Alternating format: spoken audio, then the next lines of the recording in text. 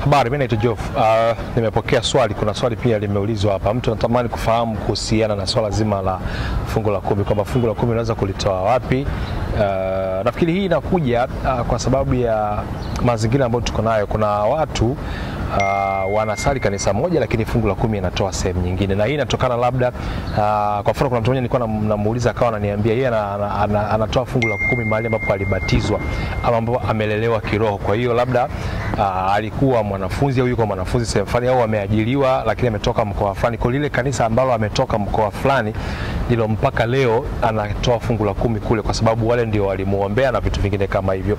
Inawezekana kwake ikawa ni mtazamo mzuri, lakini fungu la 10 kwanza linatolewa kanisani, yani kanisani. Alafu sasa nani analitumia hicho ni kitu kingine, lakini unatoa kwa Mungu. Kitu cha kwanza utakuwa kwenye akili yako ufahamu fungu la 10 hautoi kwa mwanadamu, unatoa kwa Mungu. Sasa ukitoa kwa Mungu ndio unatoa kanisani, alafu kanisani ndio anayetumia sasa.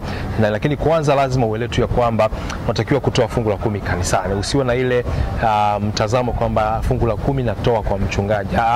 Unamtolea Mungu, unamtolea kanisani. Kuna watu wengine wanasema kwa nini fungu langu la 10 labda nisiende nikawape wahitaji na vitu vingine kama hivyo. Hivyo ni sadaka nyingine unaweza kuzitoa, lakini kwa utaratibu wa fungu la 10 inaelekezwa ulipeleke kanisani. Na kwa nini ulitoe kanisa ambalo wewe unaabudu hapo?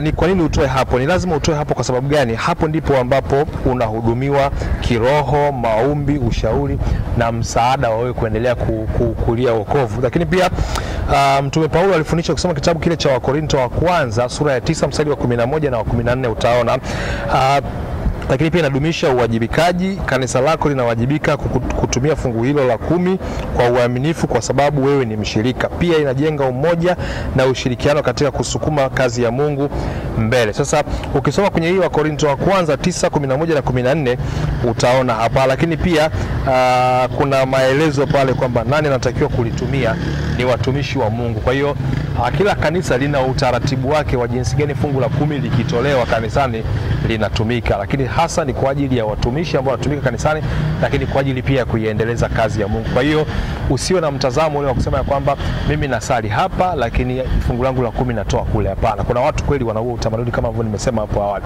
Lakini kama una chochote ambacho natamani tuendelee pia kujifunza kwa pamoja kuhusiana na fungu la 10, karibu tuendelee kujifunza. Lakini mimi kwa kile ambacho nimekisoma na kukipata hapa kuhusiana na kumjibu huyu, fungu la 10 jaribu kutoa pale ambapo unaabudu kila siku na unahudumiwa pale kiroho. Nafikiri hapo ndipo ambapo wewe unawajibika kiroho na kanisa pia linawajibika kwa ajili yako. Asante sana.